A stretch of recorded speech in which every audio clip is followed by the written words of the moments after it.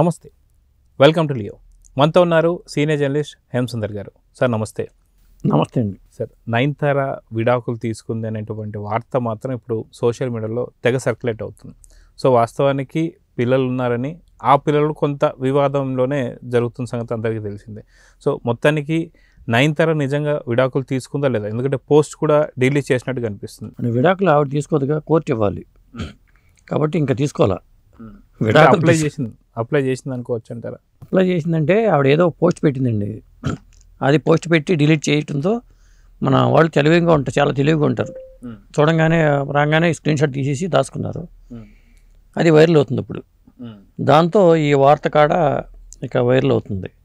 నిజంగా ఆవిడ పెట్టిందా లేదా, ఏ ఉద్దేశంతో పెట్టింది ఏమిటి అనేది తెలియదు. కానీ అందుకని అంటారు ఇప్పుడు మాట నోరు జారేటప్పుడు చాలా జాగ్రత్తగా ఉండాలని. కాలు జారిని తీసుకోవచ్చు కానీ నోరు జారి తీసుకోలేవు అంటారు. కాబట్టి సోషల్ మీడియాలో ఏమైనా పోస్ట్ పెట్టేటప్పుడు కూడా 1-10 సార్లు ఆలోచించి పెట్టాలి. సో మొత్తానికి ఏం మెసేజ్ పెట్టిందంటే ఏం చెప్తారు? ఆవిడ ఏం పెట్టిందంటే, తెలివి తక్కువ వ్యక్తిని పెళ్లి చేసుకున్నప్పుడు మ్యారేజ్ అనేది పెద్ద మిస్టేక్ అని పెట్టింది. నీ భర్త చేసే పనులకు నువ్వు బాధ్యత వహించాల్సిన అవసరం లేదు. ఎందుకంటే పురుషులు సాధారణంగా మెచ్యూర్ కాదు, అంటే స్త్రీలే మెచ్యూర్ అంట. కావచ్చు, నన్ను ఒంటరిగా వదిలేయండి, నేను ఆల్రెడీ చాలా ఫేస్ చేశా మీ వల్లనే ఆమె పేర్కొంది. ఇది ఆవిడ పెట్టింది. పెట్టి డిలీట్ చేయడంతో దాంతో ఇగో ఇది marriage is a mistake when get married to A stupid fellow అన్నట్టుగా పెట్టింది. అది ఆ స్టూపిడ్ ఎవరంటే విఘ్నేష్ శివన్ అనుకోవాలేమో. మరి పెళ్లి గురించి ఆవిడ అప్పుడు చెప్పాల్సిన అవసరం లేదు కదా. అది సో అదిగాక ఇప్పుడు అందరి ప్రశ్న కూడా ఏంటంటే, పిల్లలు ట్విన్స్ అని చెప్పి మనకు తెలుసు. సో పిల్లల పరిస్థితి ఏంటి అని చెప్పేసి వచ్చారు. పిల్లలకి సరోగసి ద్వారా పిల్లలు పుట్టారు. తల్లి ఆవిడే కాబట్టి పిల్లల్ని చూసుకుంటుంది. ఒంటరితనం బదులు పిల్లలతో ఉన్నట్టు అనుకోవాలి. అది ఇక్కడ ఏమవుతుందంటే, ఇప్పుడు విఘ్నేష్ శివన్ పెళ్లి చేసుకుంది. గతంలో కూడా 2-3 హీరోలతో లవ్ అఫేర్స్ ఉన్నట్టుగా వార్తలు వచ్చినాయి. ఇంతమందితో తేడాలు వచ్చినప్పుడు ఏమవుతుందంటే, మిస్టేక్ అసలు ఈ వీళ్ళలో ఉందేమో అనుకుంటారు.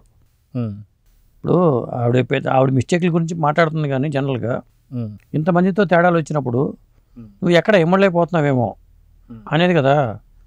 ఇప్పుడు ఎక్కడ ఇమిడిపోయే వ్యక్తి ఒకచోటే ఒకరితోనే ఉంటాడు, ఇదిగా ఉంటాడు. కానీ ఇన్ని తేడాలు వచ్చేసరికి ఎవరైతే ఎక్కువ మంది ట్రావెల్ అవుతున్నారో తప్పు వాళ్ళలో ఉంటుంది. అది ఇప్పుడు ఆ మధ్యన ప్రభుదేవాతో ఎఫ్ఐఆర్ అయిన వార్తలు కానీ, సింపుతో కానీ ఇలా రకరకాల వార్తలు అయితే వచ్చినాయి.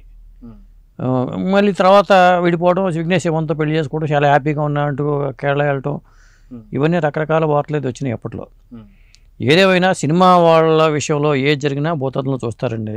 అయితే మొన్న మధ్యన వచ్చిన ఇంకొక వార్త ఏంటంటే, కీర్తిరెడ్డిని పెళ్లి చేసుకొని మళ్ళీ విడాకులు ఇచ్చినటువంటి ఒక సందర్భంలో సుమంత్ కూడా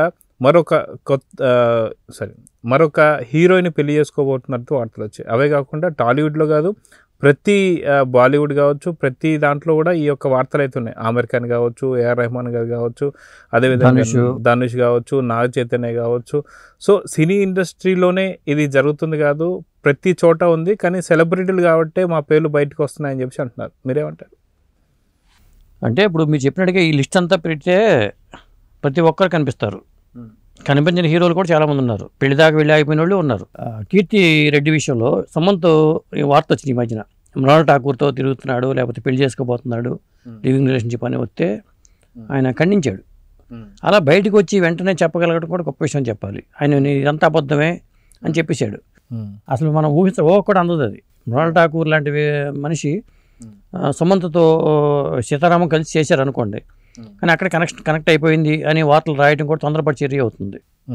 సో ఓవరాల్గా చూసుకుంటే ఇప్పుడు నయనతార విషయంలో ఇది సరైన వార్త కాదా అని తెలియాలంటే ఖచ్చితంగా నయనతార దీని మీద ట్వీట్ చేయాల్సిన అవసరం ఉందా లేదంటే ఏం చెప్తారు? ఇప్పుడు ఇలాంటివి వెంటనే చేయరండి. నన్ను అడిగితే చేయకపోవడం కూడా బెటరు. ఎందుకంటే అసలు పోస్ట్ పెట్టడమే తప్పు. ఇన్స్టాలో తొందరపాటు చర్యలు అవి. ఇప్పుడు పెట్టడం వల్ల ఇంకో పోస్ట్ ఖాళీ అయింది అనుకుంటారు వేరే వాళ్ళు, మళ్ళీ ఇంకో వేకెన్సీ ఉందని ఇంకొకరు ట్రై చేసుకోవచ్చు. అది తప్పితే ఎందుకు అంత మీ గొడవలేని, అదేమన్నా టైం పెట్టుకుంటే సెటిల్ అవ్వచ్చు. సో ఓవరాల్గా చూసుకుంటే నయనతార లాంటి హీరోయిన్లు ఇంకా చాలామంది ఉన్నారని చెప్పి అనుకోవచ్చు అంటారా? ఇప్పుడు సినిమా ఫీల్డ్లోనూ చాలా కామన్గా జరిగే విషయం అండి పెళ్ళి విడాకులు అనేది. ఒకప్పుడు దీన్ని పెద్దగా ఇష్యూగా చూసేవాళ్ళు. ఇప్పుడు చూడాల్సిన అవసరం లేదు. ఎందుకంటే మనకి దిలీప్ కుమార్ దగ్గర నుంచి సైరాబాను దిలీప్ కుమార్ దగ్గర నుంచి పెట్టి చూసుకుంటే మరి చాలామంది ఉన్నారు. తర్వాత ధర్మేంద్ర కానీ, అమితాబ్ బచ్చన్ కానీ, ఇలా లిస్ట్ అయితే చాలామంది ఉంటారు. అమితాబ్ బచ్చన్ పెళ్లి చేసింది ఒకళ్ళైనా, రేఖతో ఎఫ్ఐఆర్ అది పెద్ద అప్పట్లో పెద్ద వైరల్ ఇట్లాంటి విషయాలన్నీ.